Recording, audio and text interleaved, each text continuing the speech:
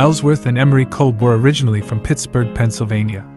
They became the greatest pioneers of the 20th century Grand Canyon and introduced its wonders to millions of people over more than 70 years.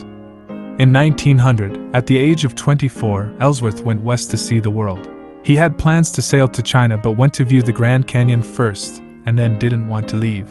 He found employment at Bright Angel Hotel. The next year, he sent money back home to bring his adventuresome younger brother, 21-year-old Emery, to join him at the canyon. Emery, who had been learning photography, arrived with only his camera, harmonica, guitar, and the clothes on his back. In 1904, the two brothers were allowed to establish a studio next to the toll station of Bright Angel Trailhead, where they could take photos of mule trains and offer them for sale. It was reported, "The studio stands at a dizzy height, right on the edge of the precipice, and a fine view can be had from the windows on the canyon side of the building." There was a window in the building facing the trail. When a mule wrangler brought tourists to the trailhead, he would ring a bell on the building. One of the Kolbs would open the window and take pictures. In 1906, they built a darkroom building down at Indian Garden, now called Havasupai Gardens. Before water was piped to the south rim in 1934, the Kolbs had to process the film in this darkroom. Emery recalled, "For 32 years, I photographed the mule parties that left the rim each morning. Then I would run down the trail to Indian Garden to process my film, then run back up again. It took me an hour down and nearly 2 hours up."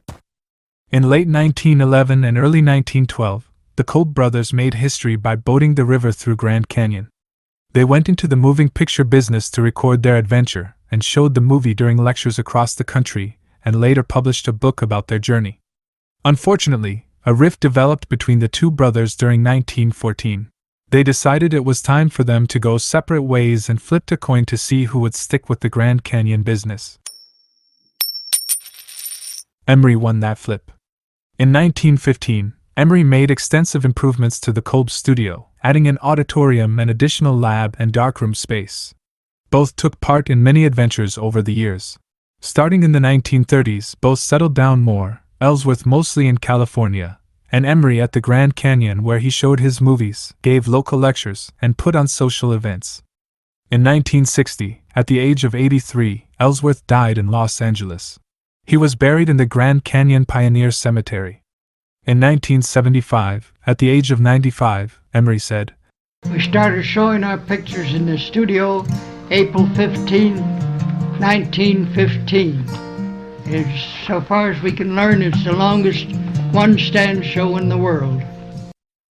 He estimated that he had photographed 1.5 million mule riders. Emery died in 1976, at the age of 95, and was also buried at the canyon. The studio ownership went to the National Park, which had not been keen on the building because it did not match other architecture in the park, but an antiquities law required that it had to be preserved. It still stands today as a museum, gallery, and bookstore. More than 65,000 Kolb images are preserved at Northern Arizona University, in Flagstaff, Arizona.